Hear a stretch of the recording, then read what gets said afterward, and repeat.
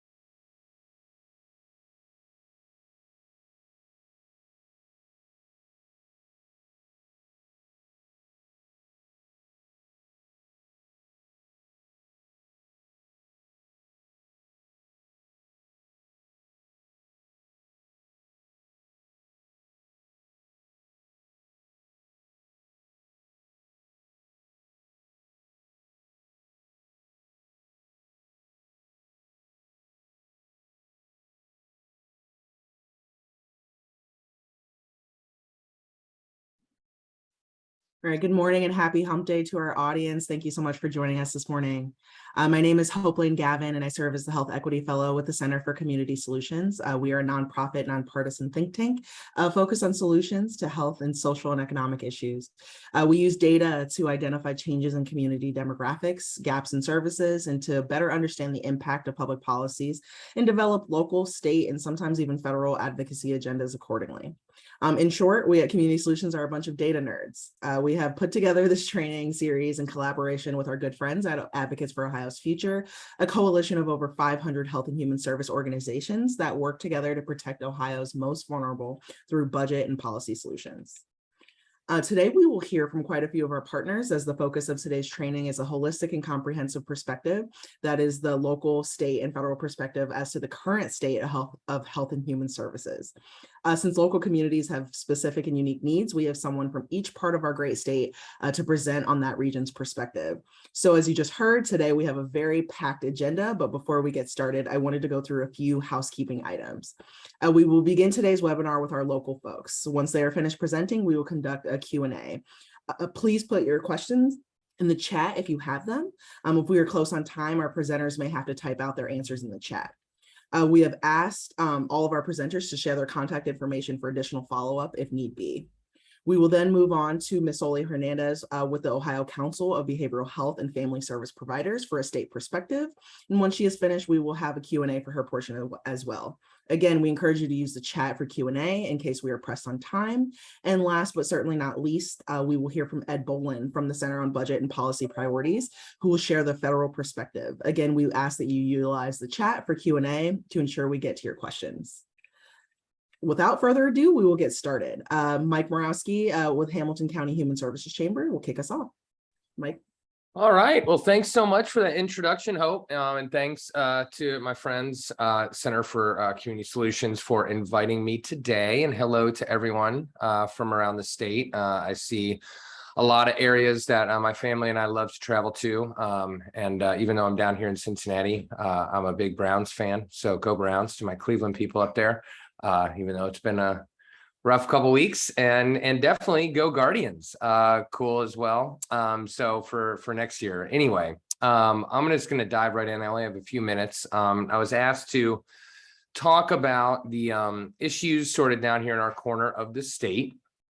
In addition to being the executive director of the Human Services Chamber of Hamilton County, which is a 96-member agency member organization down here, I also have a full-time volunteer job as an elected official in the Cincinnati Public Schools Board of Education, and through that elected position, I also have an appointment as vice president of our Cincinnati Recreation Commissions. I only tell you that because it will probably come as no surprise that those two roles, serving on the Rec Center Commission and on the Public School Board of Ed, influence probably a lot of my opinions on things that are happening down here and the way I see things that are happening down here.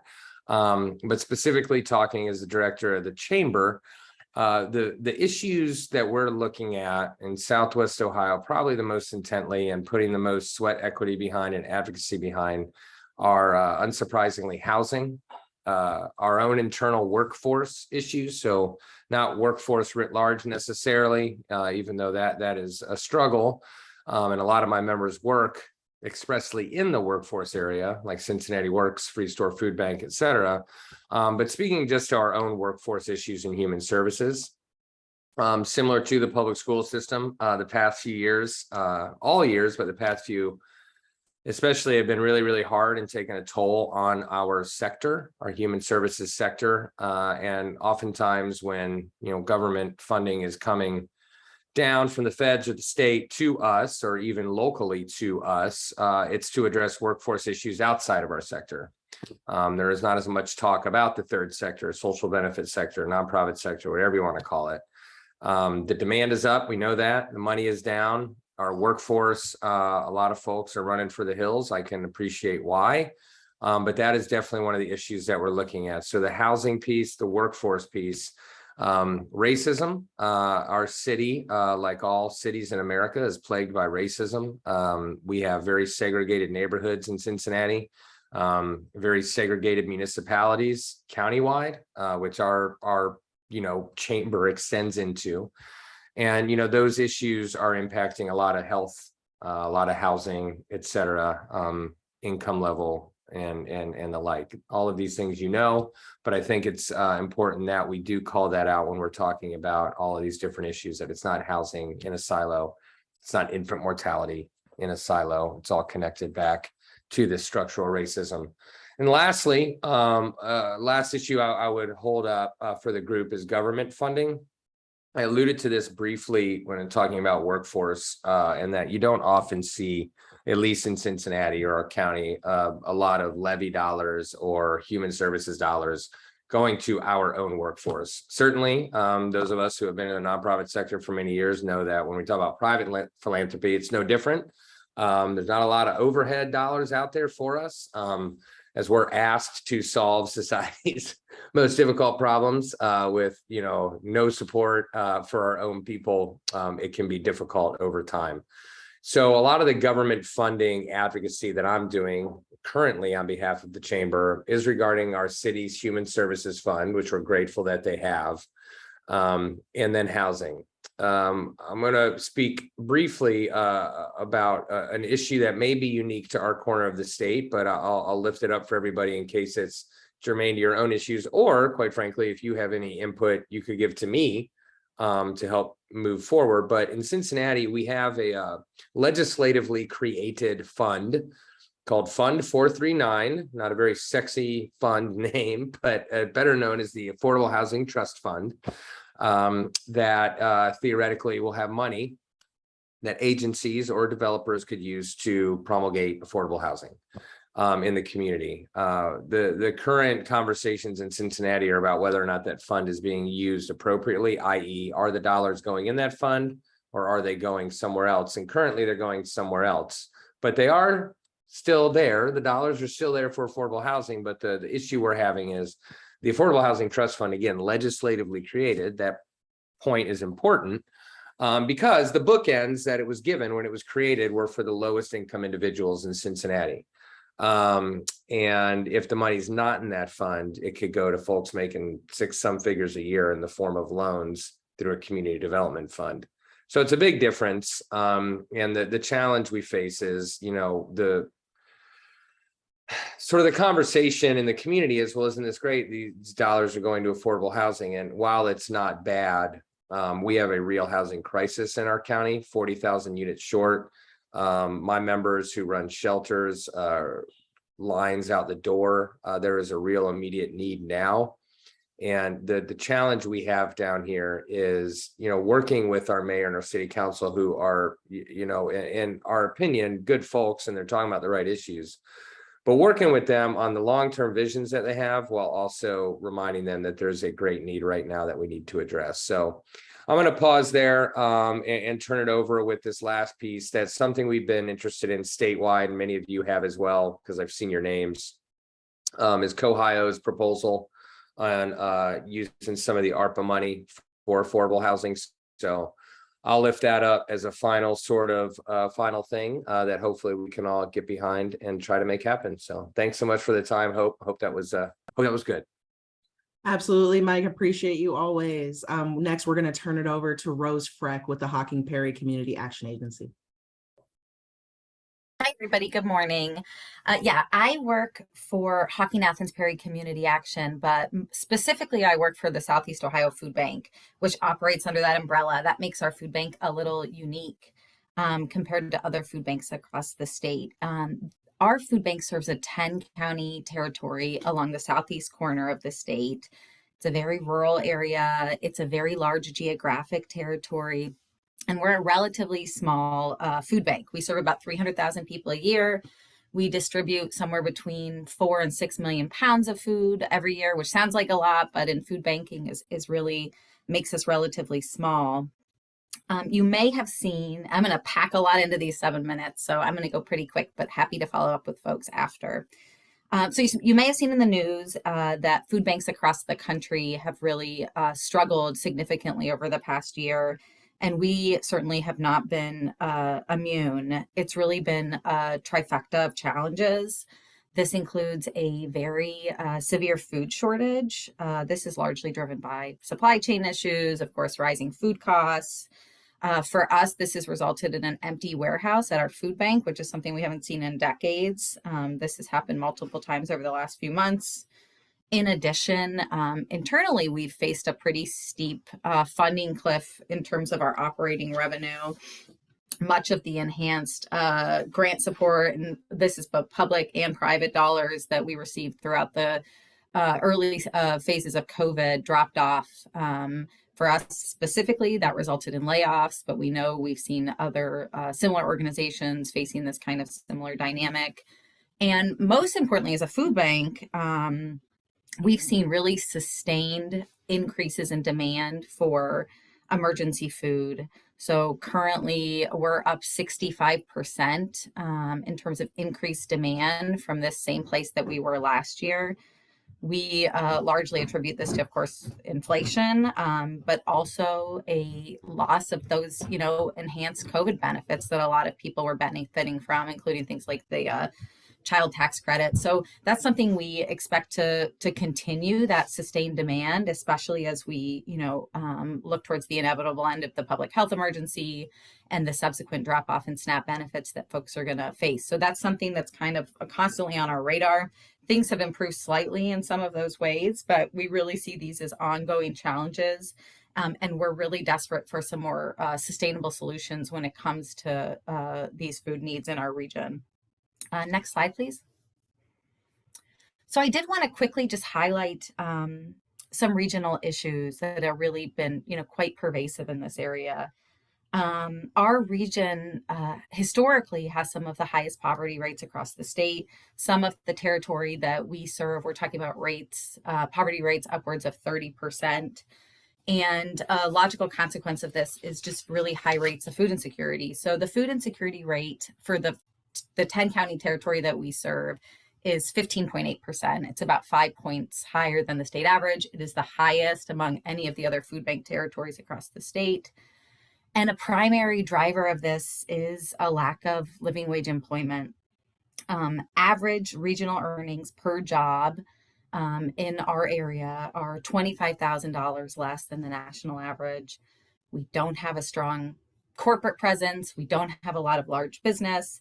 95% of businesses in the region employ fewer than 50 people. We also have an over-reliance on local and state government jobs. It's the primary employer in most of the areas that we serve in most of the region, which makes us really especially vulnerable when we're looking at any kind of potential for public sector cuts. And there are lots of efforts underway to try to attract more business to the area, and a lot of actually really exciting, interesting things happening there. But there are definitely challenges and limitations. A lack of affordable housing is certainly one of them. That's definitely a challenge in attracting business. But broadband is certainly top of the list. This has been very well documented, but it's something like 80 to 90% of rural Southeast Ohio that does not have any access to broadband internet. And that doesn't even take into account, of course, like affordability for the very few people who do have access to high-speed internet down here. So a challenge that I know is getting some attention, and there are some resources that are coming this way, but that I think is going to be a big one to overcome. Transportation, this is always top of list when we talk about challenges in this region, but this has really come to a head over the past several months, especially with rising fuel costs. I think there's a lot of families who are really in a crisis as it relates to transportation. At the food bank, it is not rare that we receive calls from folks who need food, who are in need of emergency food, who do not have food in their house, and frankly just have no way to get to a pantry or to come to us. So that's a really, really scary problem to have. I will skip over this health stuff because we don't have time for it, but just, you know, health outcomes, health access, definitely a huge issue and obviously related to all these other things. But I would be remiss to not quickly point to the philanthropy gap in Southeast Ohio. There are lots of really, really generous people in our area. There are lots of philanthropic groups who are doing really good work. But the truth is there's just a lack of wealth. There's a lack of generational wealth. And as I mentioned before, we really don't have a lot of big business or corporations that provide opportunity for a lot of corporate development. Next slide, please.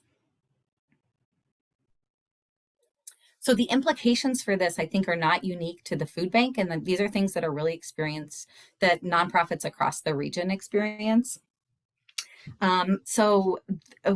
Because, you know, that those philanthropic dollars give access to unrestricted funds. And those are really critical to organizations like ours to be able to kind of weather the storm of fluctuations in state and federal funding.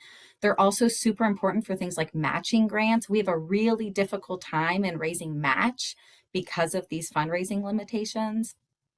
Those unrestricted dollars give you more ability to test, innovate, pilot new programming, to pay your staff better, all of those things that are, it's a real limitation for us in the area. Next slide. Okay, finally, just in terms of advocacy, what we'll be looking for in this state budget, the kind of stuff we're talking about all the time, every chance we get, it's really highlighting the unique challenges in our region, especially as it relates to transportation, just people's ability even to get to the services that are available. Highlighting our reliance on state and federal resources. This is something that makes our organization different from other food banks, that makes lots of nonprofits down here different than their counterparts in other parts of the state, that we rely so heavily on those dollars. We're not as able to diversify. And then, you know, always kind of emphasizing that food is a right, and making that connection between food and economic development and food and education. Economic development gets a lot of attention down here, as it should. It's something we really, really desperately need, but we're always trying to emphasize that first and foremost, we need to make sure that people have access to the things they need to meet their basic needs so that they can participate in that economic development, and so that we can really have thriving communities. So thank you. Thank you. That was quick, but I'm happy to take questions online, offline. Thank you so much, Rose. That was incredible. I feel like you need your own whole webinar because I feel like you have a lot more to say, and I would love to hear it. Southeast Ohio doesn't get its due. You know that. Next up, we have Bhumika Patel from Franklin County Human Services Chamber. Hi, I'm Bhumika Patel. I'm the Director of Membership and Community Engagement for the Human Service Chamber of Franklin County. I've included this lovely picture of Columbus in my slides because if you haven't been here, please visit. Next slide. The Human Service Chamber was founded in 2010 by a small group of nonprofit leaders wanting to be one voice for the health and human services sector, wanting to improve services for the people we serve and for the Columbus region overall. I really see my work and the work of the Human Service Chamber as being a connector, a facilitator, as being a resource for nonprofit leaders who are really doing the hard work, on the grounds work, working with people in the community day to day to meet those huge needs that we all see. Next slide.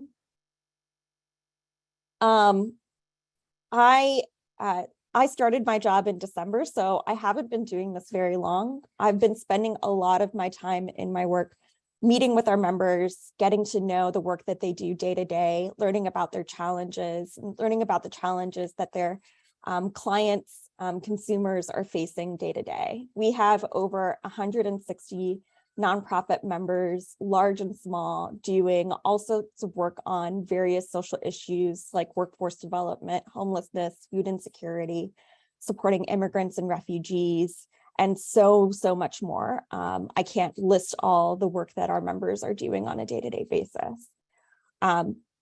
I co-sign everything that Mike and Rose have just talked about. Our challenges are not that unique. Hiring, attracting, retaining skilled workers, especially behavioral health workers, is critical. And I think we all saw through the pandemic and now the looming recession with increased inflation, we are seeing increased needs from the community overall, more complex needs and greater needs for behavioral health services. Something that is a little bit more specific to the Columbus region is that we have experienced pretty steady and significant growth over the last 20 years. We're up about 15% since the year 2000.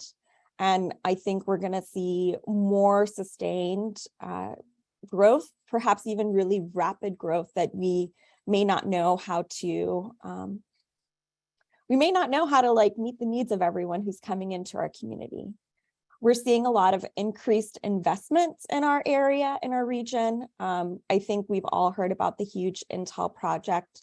Intel is planning to make this area an epicenter for advanced chip manufacturing, which is going to be huge.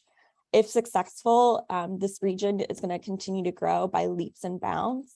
But as we think about and plan around the impact of this growth of this project and similar projects, I wonder a lot about if we'll be able to keep up with the growth and if the prosperity coming into the region will be spread around to everyone. The real estate market in Columbus continues to be incredibly competitive, and affordable housing is growing further and further out of reach for many. $150,000 home is out of the reach of more than a third of the people living in the greater Columbus area. 36% of households in the Metro Columbus area earn less than $50,000 a year. And then alongside that, the cost of apartments is growing more and more. I think it averages around $900 to $950 a month. And it's harder and harder for a one bedroom.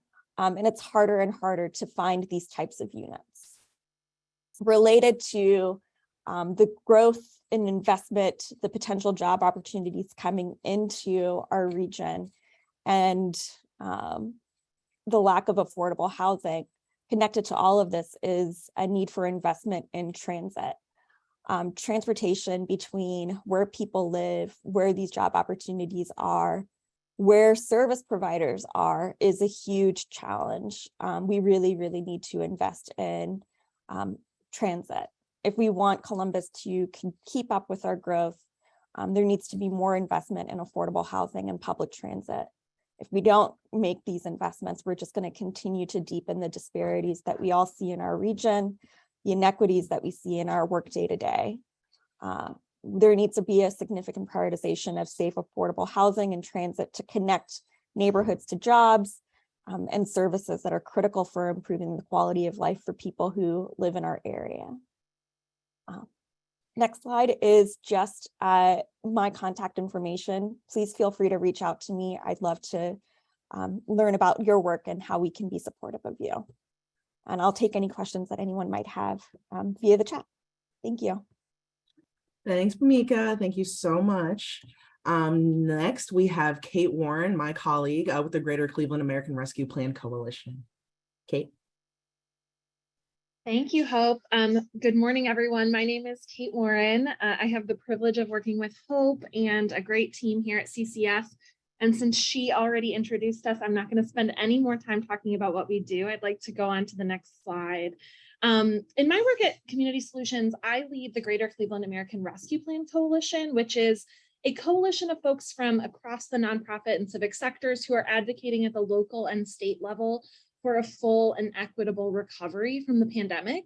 And as you can see on this slide, we have 10 priorities and they are quite broad. I'm not going to dive deeply into them, but I will say that this project, along with the other work that we do in the community across our organization, is so helpful in informing our advocacy at the state level. By working closely with organizations and people who are directly serving the public, or people who are being served by these organizations, we learn about the policy issues that are really bubbling up in the community, and we can help highlight those needs and issues in our work in Columbus. And we work closely with our staff in Columbus who do that policy work at the state legislature.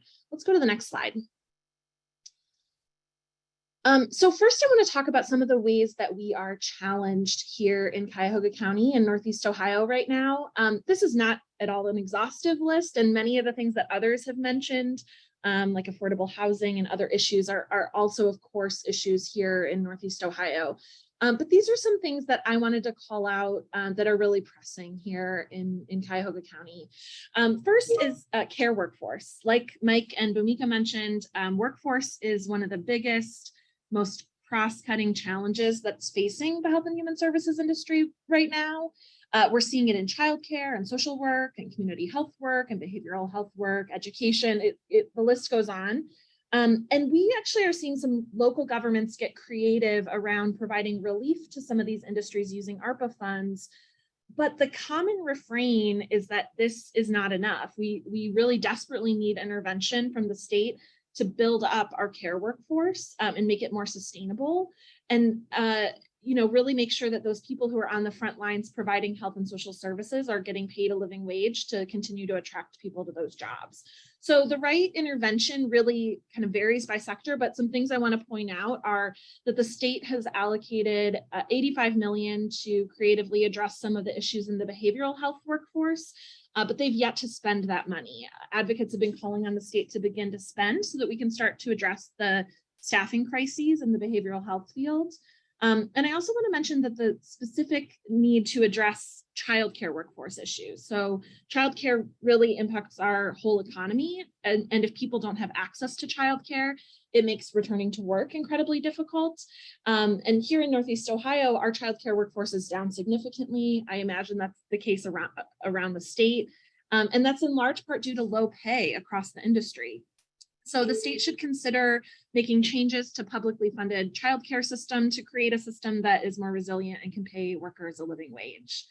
Another big issue I want to talk about here in Cuyahoga County is child welfare. It's been covered in the media that the county has more children in custody than it can find foster care placements for. And some children have actually been living in a county office building where conditions have been quite unsafe for the children. And staff are really under-resourced to address those issues. I think this is in large part related to the staffing shortage at DCFS. So one strategy the county is trying to address this issue is raising salaries to attract more workers at DCFS.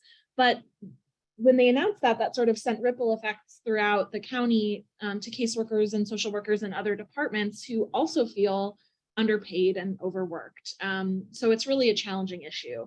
The state could also increase budgets to counties to address their staffing shortages and get creative around things like scholarships and other incentives to encourage people to join the social work field.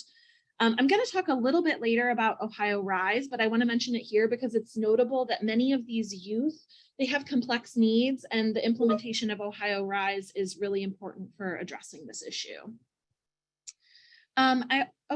One more on that last slide. I also want to talk a little bit about crisis response. The pandemic has really shown a light on behavioral health issues across our community. And there has been a lot of conversation locally about crisis response, and the launch of the new 988 Lifeline is a helpful addition to the behavioral health landscape, but more is needed in terms of coordinating services across the continuum of care. One thing that would be helpful is if the state funded IT infrastructure in Cuyahoga County or across the state to help improve the coordination of behavioral health care across systems. And advocates have also been asking locally about the possibility of care response teams. That would be health first, non-police mobile crisis intervention services for people who are experiencing a mental health or addiction crisis. And state investment could be really meaningful here in spurring local jurisdictions to implement care response to fully support a public safety response that matches the needs in the community. Next slide. I also want to talk about where we are innovating and leading in Northeast Ohio, both because other folks might be able to get ideas and learnings from these things, but also because ongoing success of these projects will require ongoing support from the state. So first I want to talk about reproductive health access. So after the Dobbs decision that overturned Roe v. Wade, Community Solutions made a statement acknowledging the profound impact that this decision will ultimately have on women and people who are pregnant, children and families across Ohio. So although abortion is still illegal in Ohio and being upheld by the state courts, it's possible that this could change at any moment, either because of legislative action or because of action by state courts. So Community Solutions, with the support of Cuyahoga County, will be convening health and social service leaders to gain a better understanding of the health and social impacts of making abortion illegal in Ohio. This will ultimately include the creation of an assistance fund that will assist Cuyahoga County people who are pregnant, and that assistance could include providing support for people who need to travel out of state for reproductive health care. Perhaps most pressing in our state budget work is the need to ensure that service gaps are met for people who may carry pregnancies that they otherwise might not have. So we want to work with the state to ensure that women with children have access to the safety net that they need. So supporting things like prenatal care, improvements to the WIC program, access to doula services, assistance with safe sleep environments, and more will help build that strong safety net for moms and babies. And I want to touch also on Ohio Rise and the Center of Excellence. So Ohio Rise went live this summer. For those who don't know, Ohio Rise is a Medicaid program for youth with complex behavioral health and multi-system needs. Youth who are served by Ohio Rise previously were not able to be served by any one system of care, but they are now eligible to be served through Ohio Rise to access comprehensive coordinated care. And one way that Northeast Ohio is innovating here is through the establishment of the Child and Adolescent Behavioral Health Center of Excellence at Case Western Reserve University, which is a bit of a mouthful, but Center of Excellence for short. They are working with state agencies to support the phase into Ohio Rise by coordinating statewide efforts to support multi-system youth. So going forward, they will need to maintain state funding for counties so that counties can transition towards the Ohio Rise effort, which ultimately will keep more Ohio families safe and together and relieve the child welfare system around the state. And finally, I want to mention our diversion center in Cuyahoga County. It's been open for about 1.5 years. It's the first facility of its kind in Ohio, and it exists to divert individuals who are in need of mental health or substance use disorder treatment away from the criminal justice system and into treatment. And so while the diversion center is an exciting addition to our HHS landscape here in Cleveland, admissions have remained pretty low. It's a 50-bed facility, but as of the summer, they were averaging about 10 to 12 beds filled at a time.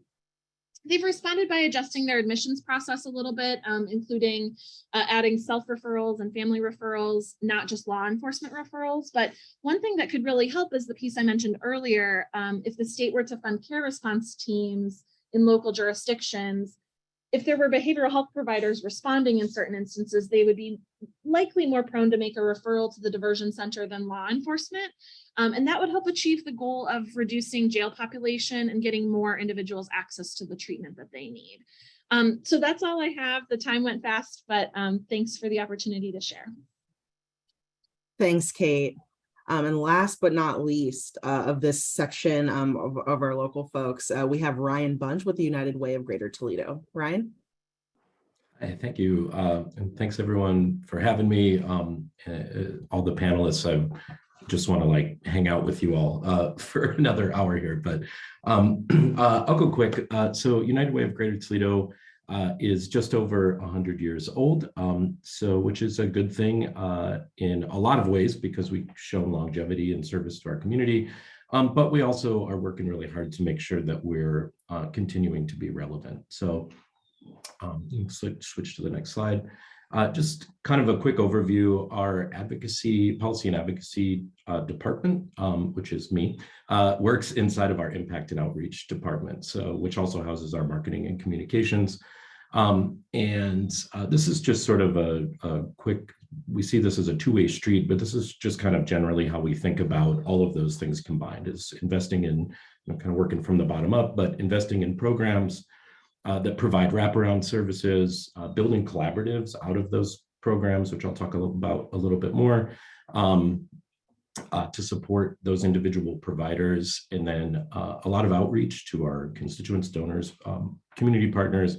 And we kind of funnel all of that information to our legislators to impact policy at local, state, and primarily at local and state level, but obviously bringing that federal perspective in where we can and where we're able. And the goal here is really just to create better lives for people in Northwest Ohio. Next slide. So we fund in 4 pillars: health, housing stability, education, and financial stability.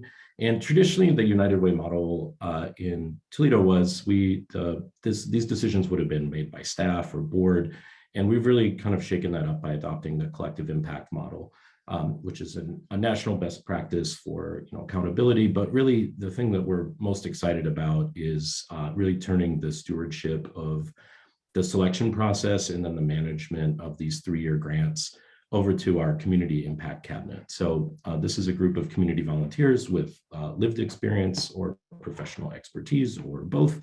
And so each of these pillars has its own sort of constituent group of the funded partners and some other community members that we call collaboratives that really feed information up to that community impact cabinet, which then helps us, guides us in sort of addressing gaps, needs, leaning into shared resources and best practices. So we're really excited about sort of where this is going and how it's starting to inform our advocacy work. Switch to the next slide. So we have 3 primary public policy items in our public policy platform. So one is elevating just general awareness and funding for 211, again, which I'll talk about here in a little bit. Food insecurity, as my colleagues here have noted, this is obviously a really robust issue. It's not singular, it's holistic, it connects to everything else that we're talking about. And then voter education, which isn't a role that United Way has typically played in Northwest Ohio in the past, but we feel very strongly, given just the direction we see things going, and I think Mike made some great points about the third sector and the nonprofit sector.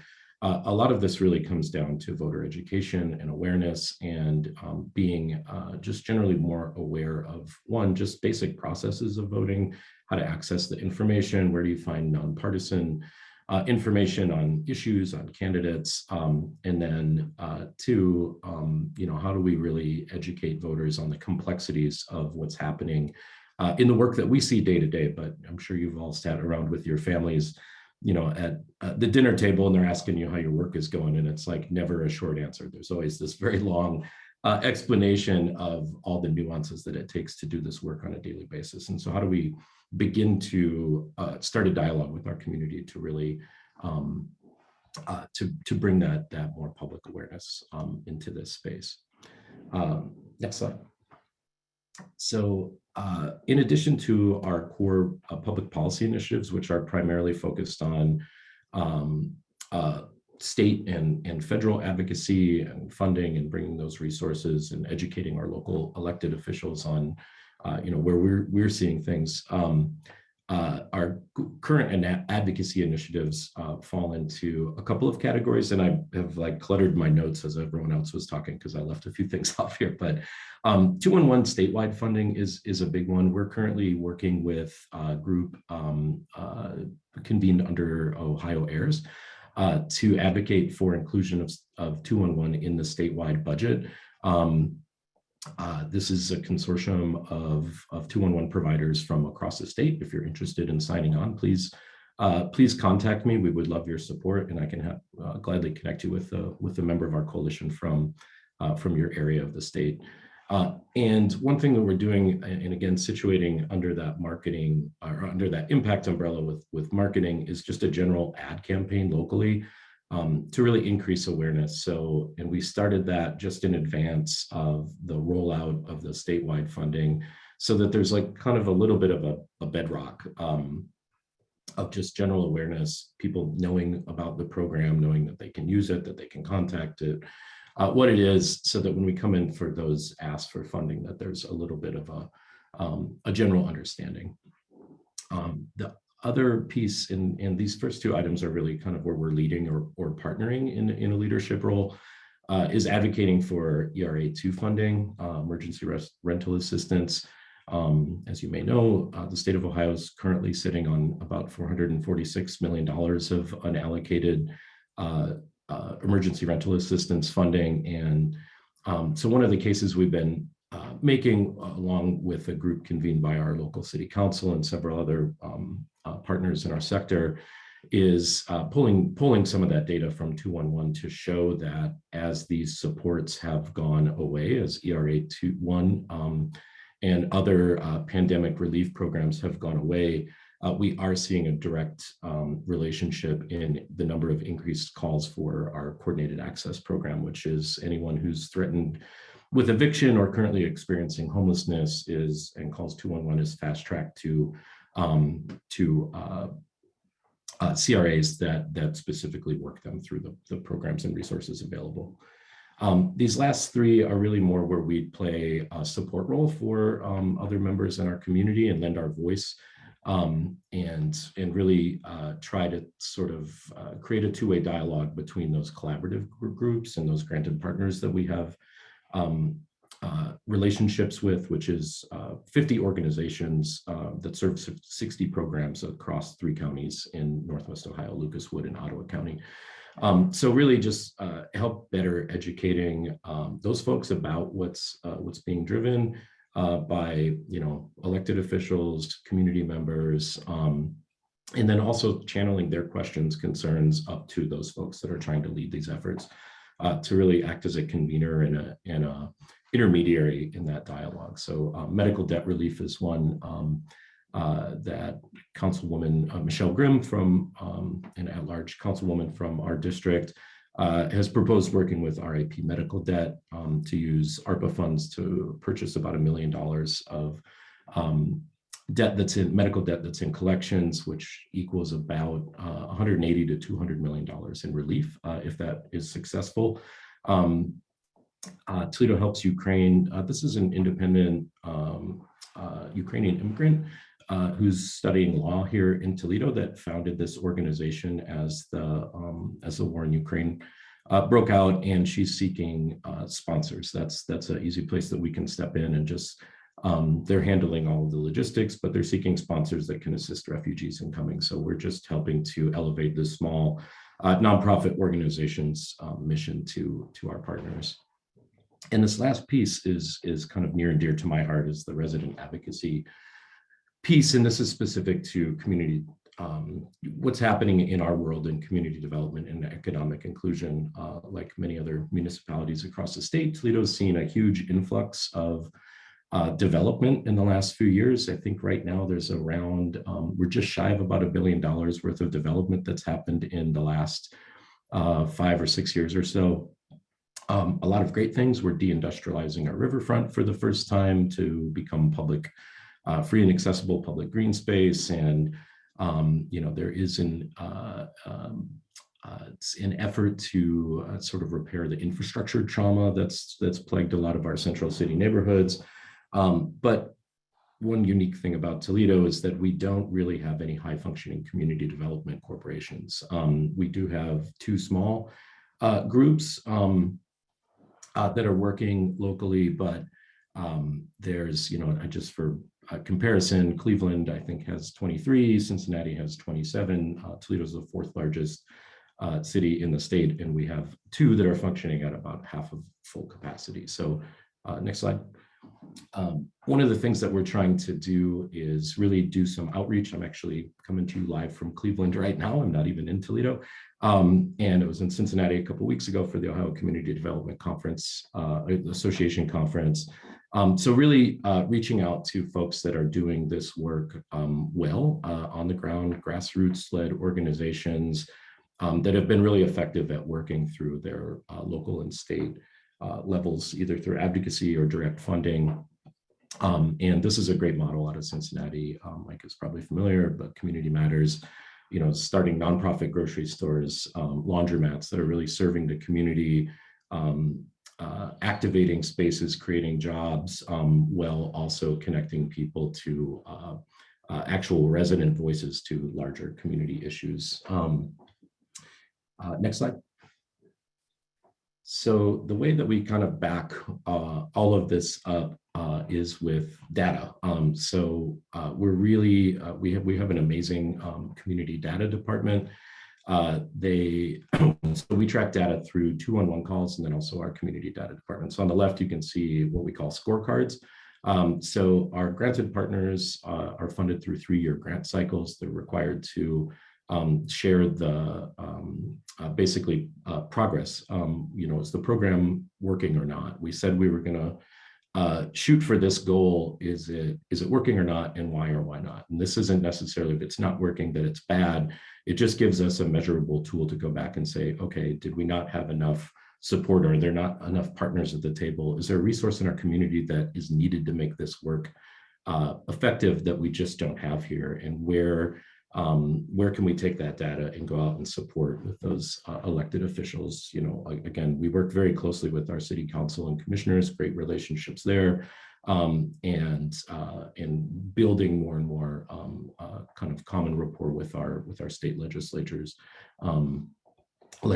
to inform sort of upward. Mike helped found Community Matters. I can't wait to talk to you more about that, Mike. So, I think that's kind of it as a general overview. I will add that one sort of thread that's running through all of this is our DEI work. So we have an internal DEI committee that's really holding our own organization accountable. We thought it was really important that we do that work internally and hold ourselves accountable before we force any external expectations on our partners. And that is a little bit of, it's all kind of happening at the same time, but a lot of that resident advocacy and a lot of what we're seeing obviously is primarily affecting communities of color, historically marginalized and disinvested communities in Lucas County specifically. So really trying to bring those voices into our work and do the work internally to make sure that we're being accountable to ourselves before we go out and work with those other partners to say, here's some approaches that we've done. We think these are ways that your organization can improve or not improve, and we can learn from them, those who are already doing it well. So I think that's all for now. My contact info is in the chat, and I will wrap up. So thank you. Thanks, Ryan. I'm sorry. Thanks, Ryan. I super appreciate you and your time and all of our local panelists. I really appreciate you all. There are a few questions in the Q&A. I'm going to skip over the big Q&A, and if you all don't mind just answering, actually, I have some thoughts on this question that's remaining, so I might add to it too, but I just hope that you guys just take a second to read those. So next up, we have Soley Hernandez from the Ohio Council of Behavioral Health and Family Service Providers. Soley? Hi, Hope. Thanks. So thanks for having us today. So I am Soley Hernandez. I'm the Associate Director of Community Services at the Ohio Council. And if we move to the next slide, I'll tell you a little bit about us in case you are not familiar. So we are a trade association representing mental health and substance use providers across the state. We have more than 160 members, and they range from small organizations to large organizations, including hospital systems that provide behavioral health services. So we provide a number of services to our members, including policy and advocacy at both the state and federal level, technical assistance for a variety of things like billing, rule interpretation, best practice clinically, et cetera. We do a number of trainings for our members and that are open to the public, and then also community education and support. And so if we move to the next slide, I'll talk a little bit about what we're looking at in terms of the current behavioral health landscape and get into some budget and policy recommendations that we are working on.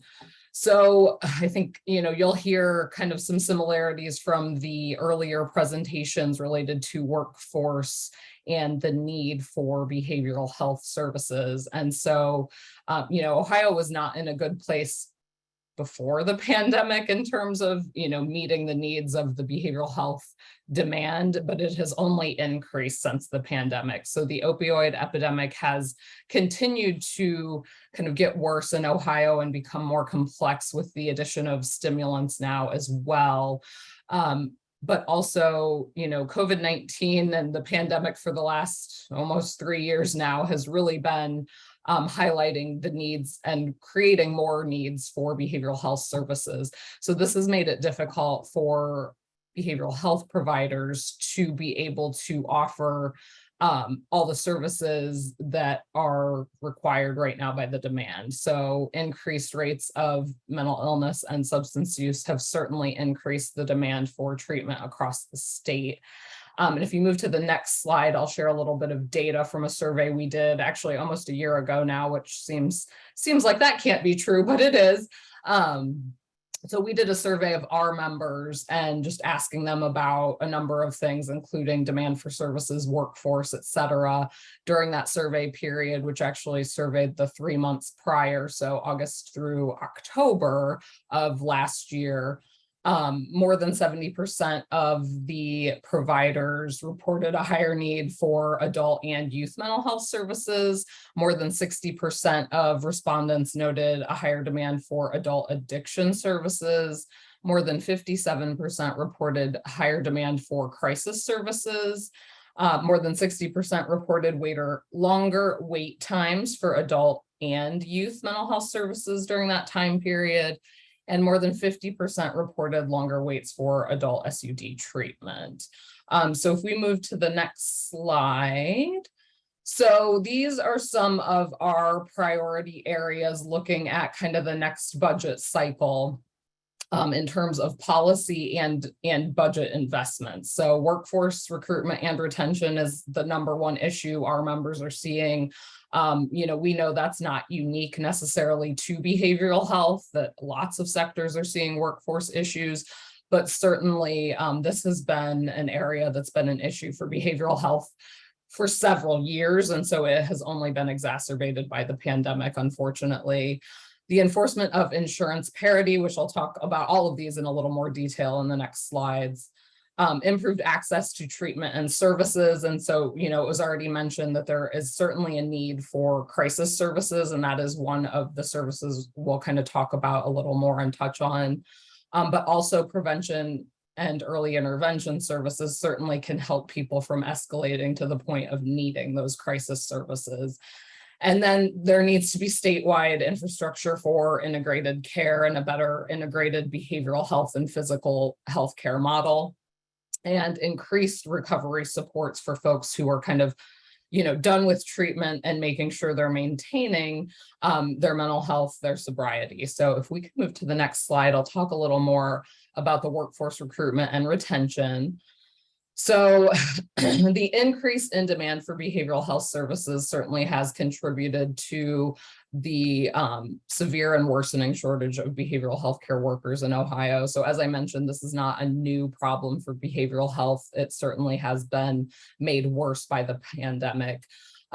So frontline behavioral health care workers are hard to find, they're hard to keep, and that turnover is costly to organizations. This dynamic has really had some pretty serious implications for access to care across the state. And we actually put out a full white paper earlier this year that really covers this topic in depth. So I think we'll be sharing the slides, or if not, I'm happy to share this link with people directly. My information is at the end of the slideshow. But so we have a full report that includes a lot more of the data I referenced earlier as well. But so policy and budget investments really should be prioritizing supporting the behavioral health workforce, both, the current workforce to sustain the existing providers, but also recruiting new folks into the field, because we do not have kind of a big group of people waiting in the wings to come take over as people leave or retire out of the field. Next slide, please. So these are kind of the recommended action steps that we are working on at the state level. Looking at regulatory reforms for state licensure rules. So I won't get too into the weeds on this, and I'm happy to have offline conversations with anyone who has more specific questions. But really in behavioral health, you have very limited options for licensure, which is what allows you to do that clinical counseling practice until you have a master's level. And so there certainly are examples where, you know, there could be additional training or certification available to ensure people have the necessary skills and education to get licensed and enter the field prior to a master's. I mean, that eliminates a huge section of workforce when you're looking at requiring that to be the entry level for clinical practice. Additionally, one of the other initiatives we're working on that has been taken, that have been implemented in some other states, is eliminating licensure exams for dependent level practitioners. So those dependent level practitioners are always practicing under supervision, and they've just kind of graduated from a master's program that should show competency. So looking at licensure exams for that group just really doesn't make sense, especially when we all know that standardized testing is extremely biased. And so that bias still exists in social work exams, counseling exams, et cetera. So just looking at eliminating that kind of extra step. Additionally, making sure that students are really prepared for community practice. This is another area we've been working on, and the State Department of Mental Health and Addiction Services has been working on higher ed with this as well, but really looking at how we can make sure that not only are there career ladders, so again, that idea that, you know, the master's level isn't the first kind of rung into the field, but that there are options for people with high school educations, associate degrees, bachelor's degrees, masters, and so on. And then really looking at that professional development and what that career path might be, but also making sure that those education programs really have some prioritized standard evidence-based coursework across all disciplines. And so really looking at unifying kind of how social workers, counselors, psychologists, and therapists all kind of have some standard evidence-based models that they will use in that community practice. The other thing is just really policy and budget investments need to be directed to providers to not only cover those direct service providers like the counselors, social workers, but also administrative staff. So these organizations cannot run without, you know, someone at the front desk to check people in and make sure they get all the paperwork they need, or for someone in the back office to be, you know, taking those intake phone calls and getting people scheduled. So it really isn't just the clinical staff, it's also the administrative staff. And frankly, some of those positions are even harder to fill because now behavioral health is really competing with every other workforce sector. So fast food, Amazon, you know, your Targets, Walmarts are all paying more. So that's really been difficult. Moving into the next slide. So enforcement of insurance parity. So Ohioans with mental health and substance use challenges often do not get the treatment they need because of health insurance issues, frankly. Having health insurance does not guarantee access to a full scope of services. And honestly, many people with commercial insurance have the worst coverage when it comes to behavioral health services, and often face barriers like network adequacy, where their insurance does not have an adequate network of in-network providers, or their service limitations on the amount, duration, frequency that they can have that service regardless of clinical need. And then often there are really cost prohibitive out-of-pocket expenses. So parity must be a priority in Ohio to effectively deploy public and private insurance resources to address our state's mental health and addiction crisis. And we can move into the next slide for some recommendations. So certainly need to invest in a comprehensive and robust public awareness campaign. And ODI has been doing this. We've been collaborating with ODI for several years now, and they have now an Office of Mental Health Insurance Assistance. So they have a specific office that's open for anyone to call if they have questions, if they have complaints, if they have concerns about their access to mental health or addiction treatment services. I'll put the information in the chat when I'm done talking, but that is a good resource for anyone, providers or people who are looking for services. Also, within ODI, we'd really like to see a parity-focused ombudsman office to be a resource for parity-related complaints and questions specifically. So that mental health insurance assistance office, almost meets that, but I think we'd like to see it go a little deeper and actually dig into some of those complaints. And really strengthen ODI's compliance reviews of all health insurance carriers within Ohio to guarantee they're in compliance with parity laws. And with ODI, the way they work is they're a complaint-based department. So if they're not getting complaints from the community, they can't really dig in. And so that's something we're trying to make sure our members are aware of, but also the general public. So if you're having issues with your insurance related to accessing behavioral health services, certainly make sure you reach out to ODI.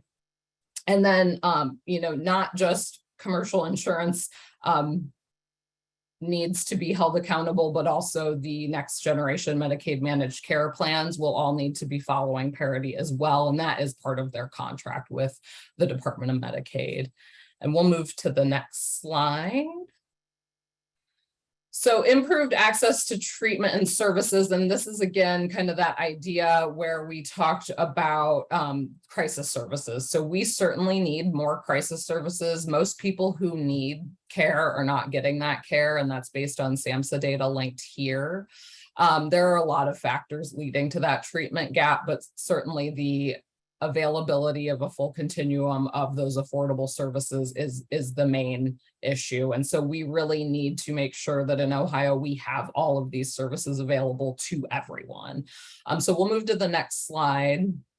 So some recommended action steps we're working on in a couple different avenues is making permanent the pandemic related provider relief 10% federal Medicaid funding increase specifically for home and community-based services, which includes behavioral health services under Medicaid. Increasing the Medicaid community behavioral health provider rates across the board, corresponding with the inflationary costs, and also looking at targeted rate adjustments to support access to a full range of those behavioral health services.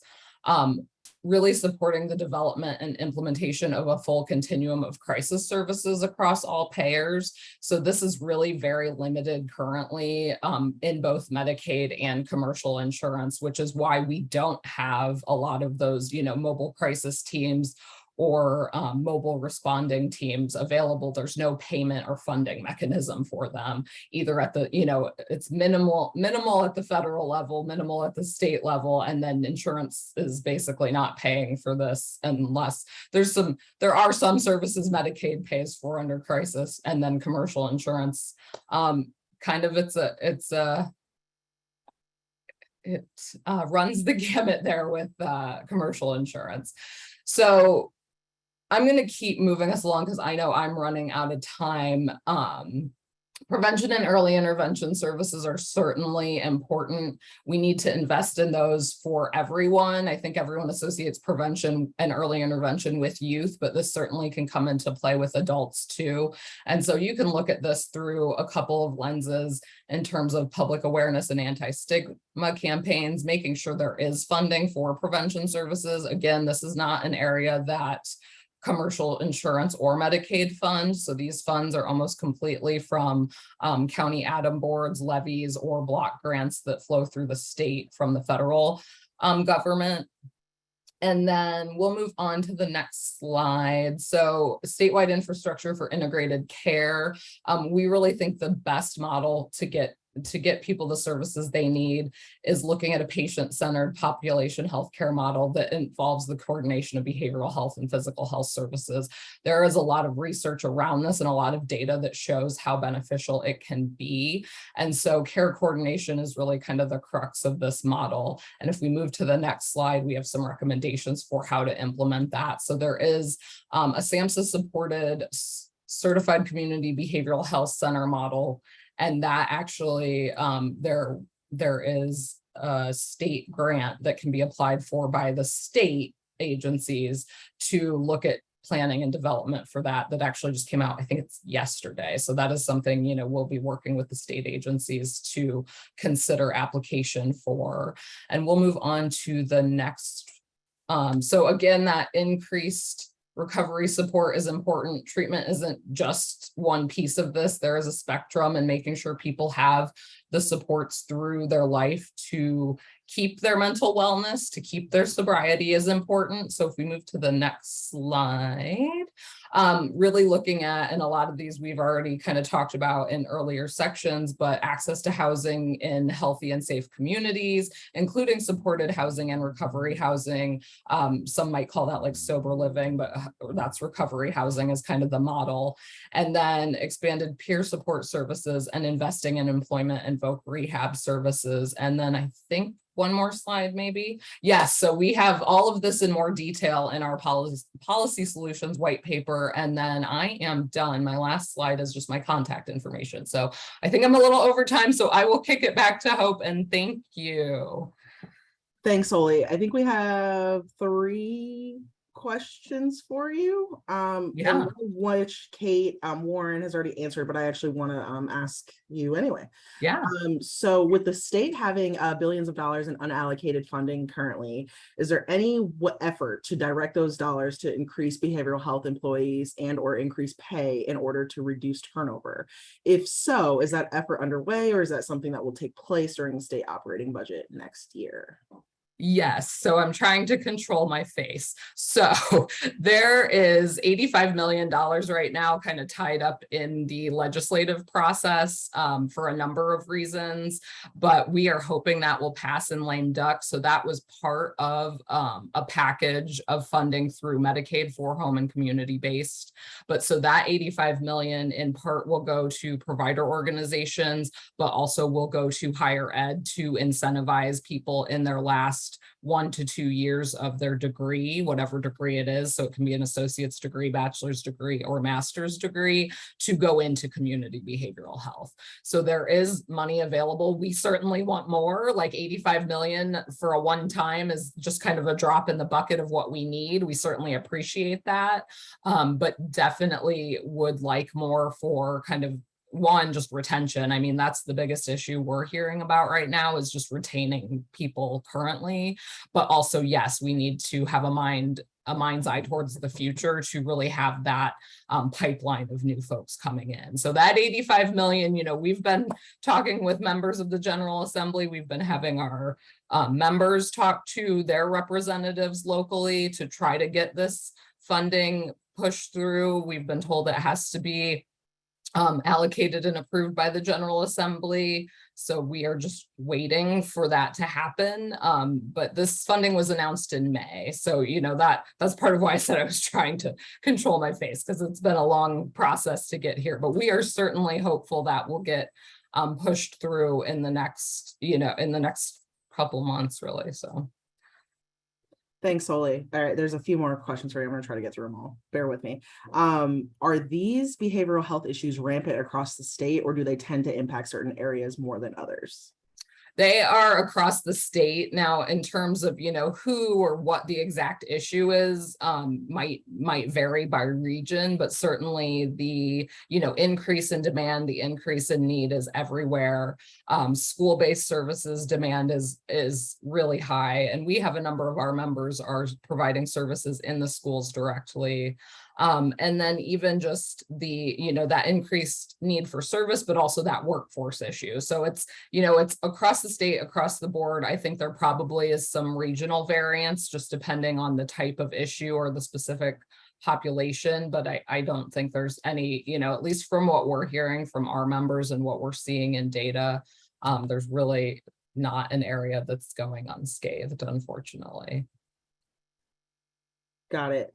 Thanks, Soley. And we just got another one. Okay, this will be the last one, and then I think there's a couple more for you, so I'll get with you offline. But is there any emphasis on creating culturally and linguistically appropriate providers to reduce the inequity seen in the access to behavioral health? Yes, and I have a personal, I have a personal issue with this. You know, it's again, when it comes to funding. So we certainly are looking at how we can meet diverse needs and the diverse population of Ohio, especially in certain areas. You know, we know there are certain refugee populations concentrated, especially in like Columbus and other areas of the state. And so really looking at making sure that the workforce is culturally competent, or really moving towards that idea of cultural humility, right? And so that is something that there is a lot of information and training around. And so making sure that providers are including that. But then the other piece with linguistically competent, right? So, you know, interpretation services are costly and there is no funding for that. And so that is another area where, you know, how can insurance companies be helpful in that? How can local ADAM boards be helpful in that? How can the state be helpful in that? Because really, if you want to provide, you know, services to someone who does not speak English as a first language, or you don't have someone on your staff that speaks their, you know, language of origin, then most provider organizations are paying for that out of pocket. And the cost for interpreters basically means they're not getting paid for the services they're providing, or they're spending money. So I hate to make it seem like it all comes down to money, but we can't, you know, organizations can't provide services for free. They have bills just like everyone else. So I think there's this like misconception that nonprofits just don't need to like bring in revenue, but they do. Perfect. Thanks, Soley, so much. I sent you a note about another question. I'm answering that one. Yes. Typing that one out. And then the other question was mine, so I'll just email you offline. Okay, thank you. Thanks so much, Soley. Last but certainly not least is my good friend Ed Bolen from the Center on Budget and Policy Priorities. Ed is wonderful, wonderful, wonderful, and I can't wait to hear what he has to say. Turn it over to you, Ed. Thank you. Sure. Well, thank you, Hope. And first of all, thanks for the great tour of Ohio and hearing the wonderful work that so many people are doing. And I really mean that. So I'm Ed Bolen. I'm at the Center on Budget and Policy Priorities. We're a national nonprofit that focuses on, as you might guess, budget and policy issues that affect low-income folks throughout the nation. So I came from direct service and community-based work, but I don't do that anymore. So I really appreciate the chance to hear all the wonderful things you're doing and all the challenges you're facing, because they are very significant, but it's inspiring to me because that kind of keeps me going. So I appreciate it. Next slide. I'm going to talk about TANF, or basic cash assistance, briefly, and a little bit about SNAP, or food stamps. And I noticed I was at the end of a relatively long list of presenters. I thought, oh, maybe I need to put my main points on the first slide in case we run out of time. But due to great time management, I think I have enough time to go through all my slides. But here are my three main points around TANF. First of all, thinking from the federal perspective of like what's Congress up to, what is the Biden administration thinking in its next budget around TANF, I don't think folks are expecting much of anything. In other words, no big standalone bills in Congress, no big standalone reauthorization of the program, which is long overdue. It will continue to be extended. In other words, it will be authorized to continue operating as it's operating. But I don't think anybody anticipates a lot of changes either in the structure of TANF, the requirements on states, or the funding levels, quite honestly. And as we'll talk a little bit, TANF is woefully underfunded, and that affects so many households that have to rely on other services in order to make ends meet. So long term, I think we might want to be thinking of how to change that dynamic. But in the next, well, certainly through the election November, through the president's budget in January, which begins in January or February, and the next 12 months or so, we don't anticipate a lot of changes around TANF. And then I'll talk a little bit about sort of how Ohio sort of stacks up next to other states, sort of a picture of TANF nationally. But the main story there is that it doesn't serve as many people as it needs to serve. And as a result, people are left with very few resources. And then end on a slightly, hopefully, positive note, which is that a lot of states have taken relatively good actions in the last few years through state legislation, primarily, sometimes at the administrative level by the agency, to improve parts of TANF. So I'll quickly tick through some of those because they may resonate or they may spark some ideas for Ohio. So next slide. This I don't think will surprise anybody, but if you look at TANF, which is the primary cash assistance program at the federal level for families, for people, adults with children in their households, you see that the program serves very few folks. The larger chart here is Ohio, but the smaller chart is the national trend, and you can see it's basically the same. So Ohio is much like your fellow states. And if you think back to last century, let's say the 1990s, you know, the cash safety net was catching about 90% of folks who are at poverty or below. So 9 out of every 10 families got some kind of assistance. It's not a perfect safety net, but it actually was working for some folks. If you look at the most recent numbers you have, 2020, 1 in 4, or 25 out of 100 families receive some sort of cash assistance, which is a dramatic drop. That's not much of a safety net, right? It's not catching many people. As I said, that story is true across the nation. There's actually very little fluctuation across states. Most of that is due to a lack of funding and some of the rules that the federal government has set up around TANF. But I think it's just important to recognize when you think of all the work you're doing. I heard about attempts for developing workforce, retaining jobs, long lines and dependent repeat customers at food banks for food assistance. Housing crises, right? Affordable housing. How do you pay rent when you have no money available to do so? A lot of the families that could be served by TANF, in other words, are poor enough to qualify for basic assistance, don't get that assistance, and they're scrambling. That's why they come to community partners, and that's why they're faced with so many difficult decisions. Next slide. Another way of looking at it is just looking at number of families in poverty. That's the blue line in the chart. Number of families in deep poverty, by we mean about half of the poverty level, so extremely poor families in crisis. And then the yellow line is the TANF family served. It almost disappears, right? So families in poverty get very little assistance through TANF, through the federal cash assistance program. On the other hand, it's really a critical service. There still are thousands and thousands of households in Ohio that do receive TANF, and for them it is a lifeline. So that's the national. So I think the long-term national picture is how do you change that so that cash assistance is provided at least to families in deep poverty, but truly to all families in poverty. It will take an investment and a real restructuring of either TANF or the supports for low-income families. There is a bright spot even in this picture, which is what happened during the pandemic. I mean, what happened in the pandemic for many households is not a bright spot, but Congress did respond to the early days of the pandemic by recognizing that people needed cash. They needed income, either to replace lost jobs or to keep them together during a period of time when they couldn't look for a job or places were shut down and not hiring folks. So they provided cash and other forms of assistance to lots and lots of people. And the child tax credit, which I'm sure many of you are quite familiar with, really had a historic impact in reducing poverty. So, maybe in the future it's not TANF, maybe it's a different kind of tax credit, maybe it's a different mechanism by which assistance can get to families. But I think we now have a model that shows providing assistance works. It raises people's income. It takes them out of poverty, and some of the other measures that are associated with hardship, such as food insecurity, the difficulty in putting food on the table, housing insecurity, the ability to pay rent, general health, the ability to be able to seek health care when needed. All of those rose when child tax credit and other forms of assistance reached families due to the pandemic. So next slide.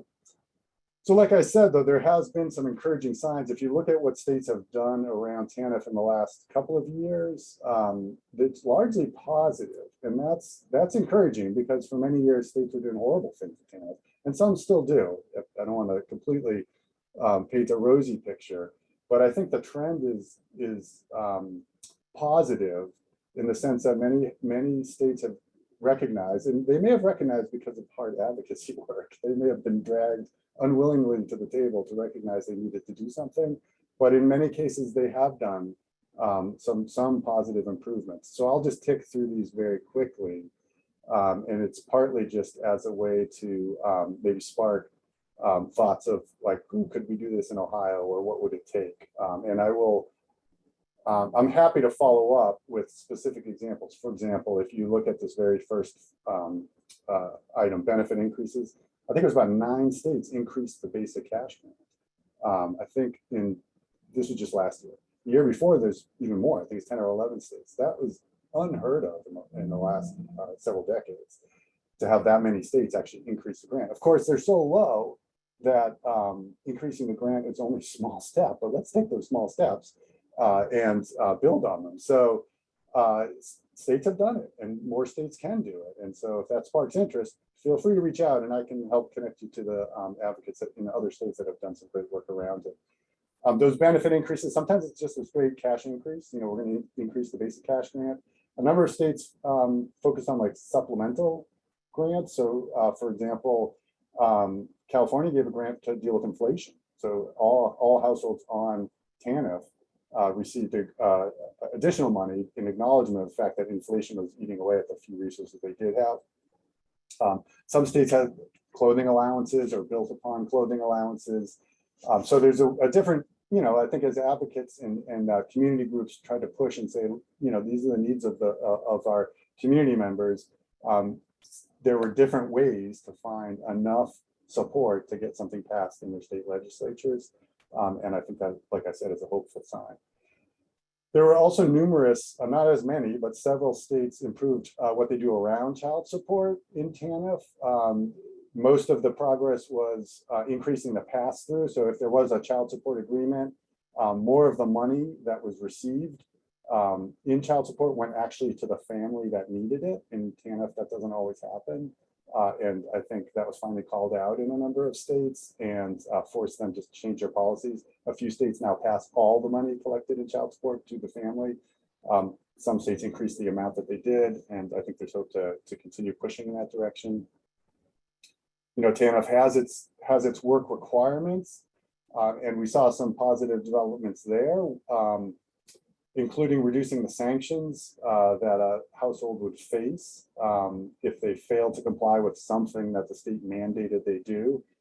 That's always an improvement. There's just no evidence that mandating people do something actually gets them either a job, increased financial security, or decreased hardship. So getting rid of sanctions is generally a good idea, and some states went so far as to essentially remove all sanctions in their TANF programs. A couple of states got rid of the full family sanction, which is just a horrible policy that punishes everybody in the family if one person who's required to do something fails to do so. So again, that's a baby step. That might not be getting rid of the entire sanction policy, but those steps are important, and the work might not be done in those places. Some states improve their work programs. I put that as a separate kind of bullet because, you know, providing, we heard about it from all parts of Ohio. I think that workforce development in different capacities is a really critical thing in TANF and in SNAP, which I probably won't talk about too much. There are work programs, and those programs can be good and bad, right? You could have a good work program that really takes adult able to work and interested in working and finds the supports to get them into jobs, or it can run a program that doesn't match people to what they need, and it doesn't work for anybody. So some states did actually improve their programs, increased access to higher education, looked at more supports, did better jobs of assessing the kinds of works it did, reduce the number of required hours. You know, they might have had you got to work 30 hours a week kind of thing. Say, well, let's just make it 15 or 20 hours a week. So there's other improvements, reducing the impact of the time limit. Essentially, that's extending the time limit. Some states don't even give a full 60 months of TANF. They might have had shorter time limits, and in a couple of cases, they extended those. Some states have created exceptions. So if I think it was Vermont, if somebody was caring for a child under the age of 1, they were exempted from. They didn't count a month as a time limit. I'm not sure exactly how that works, given the basic rules around TANF, but I like it. What it does do is it basically gives people longer access to cash assistance if they need it. So that's a helpful improvement. Some states raise the asset limits. Just in general, a lot of states had really restrictive asset limits, saying a household couldn't have money in the bank for a crisis or emergency and receive TANF. So a lot of states recognize the short-sightedness of that and have raised their asset limits. Some states have improved the threshold for eligibility, right? If you make only people at 25-30% of poverty eligible, you're excluding lots of folks. If you raise that limit, you can allow more people access to the program. So some states did that, which I think is a positive development. And then the final thing on this slide, I'll just mention, because it's a kind of emerging issue. I don't know really what the status is in Ohio. I hope this means nothing to you, but in a number of states there's been concerted fraudulent efforts to steal people's benefits through what they call skimming of the benefits. So basically, people have their cards and they swipe their cards, and devices steal that information, print the duplicate card, use it, just empty out their account of cash. So a horrible scam. But it has been prevalent in a few states, and I think some states are scrambling to figure out what to do. Can they replace the benefits? Can they protect the card? Can they go after the skimmers to reduce it from happening? So that's my whirlwind tour of TANF. If I go to the next slide, I put my 3 things on this one too. Sort of weird times now in SNAP, partly because of, as I mentioned, the increased assistance that's gone out to people due to the pandemic has really had an impact, and we should never forget that, because that should be happening all the time. We shouldn't have to have a pandemic to make sure people can eat and meet basic needs. At the same time, that could end, and so it's a weird time because it's worked for a while. Now we know it works, but it's going away, and we're going to see increased hardship, and we have in some states that have already ended some of their pandemic policies, and that's just a horrible thing. Like, we didn't learn the lesson, and we didn't have the political will to make it happen. So that's related to the end of pandemic aid. There's a few things in SNAP similar to Medicaid. For those of you who work with folks who receive Medicaid, when the pandemic ends, there will be some changes. I'll try to flag those in my last few minutes. And then the Farm Bill's coming up, so that is a big policy event on the horizon for SNAP. So next slide. So this is what I meant by the weird times. Food insecurity is at a 2-decade low due to the assistance that went out the door to households, and that's impressive and important.